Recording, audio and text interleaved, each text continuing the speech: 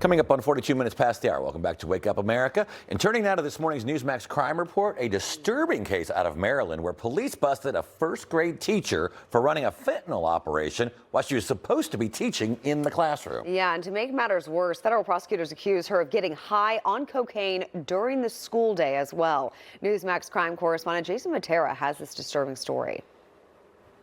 Being in a classroom with, 5, 6, 7-year-olds and being responsible for their well-being, it's absolutely outrageous. Sarah Magid taught first grade in Silver Spring, Maryland. But according to the Justice Department, she was also a drug dealer and addicted to the same product she was selling. She was on cocaine and fentanyl throughout the school day. And then, of course, would leave the school and walk outside and deliver drugs to other individuals, during school hours. Kelly Hayes, the U.S. Attorney for the District of Maryland, says an anonymous tip exposed Magid's double life, one that stretched back to at least 2019.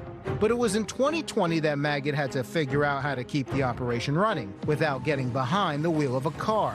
She had lost her license due to a DUI conviction. She had to rely on either folks coming to her at the school or at her home. Which brings us to March of 2024. Magid wanted 30 pills which were allegedly pressed to look like oxycodone, but laced with fentanyl.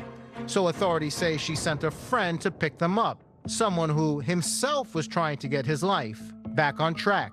And mind you, this is while he was living in a sober living facility, meaning he was trying to become sober and was trying to fight his addiction. The friend makes the run and delivers the supply to Magid's door.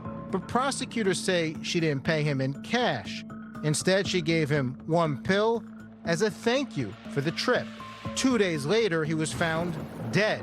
The medical examiner ruled it as fentanyl toxicity, which then sparked an investigation. We got search warrants for Ms. Magid's residence and seized her electronic devices, including her phone, and then we're able to analyze her text messages. Those text messages helped detectives connect Magid to the fatal overdose and revealed how the first-grade teacher reacted afterward. Showed no remorse, no guilt, and in fact continued to distribute pills that she had received after knowing that she was responsible for distributing a single fatal pill that ultimately resulted in that individual's, one of her friends' death. Court records show that in the month following that deadly overdose, the 36-year-old returned to the same supplier 11 more times, purchasing 425 additional pills, all while using the Maryland Elementary School as a meeting point in her drug distribution network.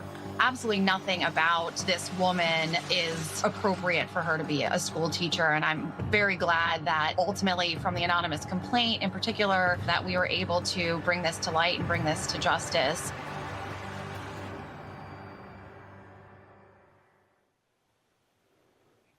And for Sarah Magid, the only lesson she'll be giving now will come from behind bars. She pleaded guilty to conspiracy to distribute a controlled substance. And on July 15th, the federal judge sentenced her to 12 years and 7 months in prison.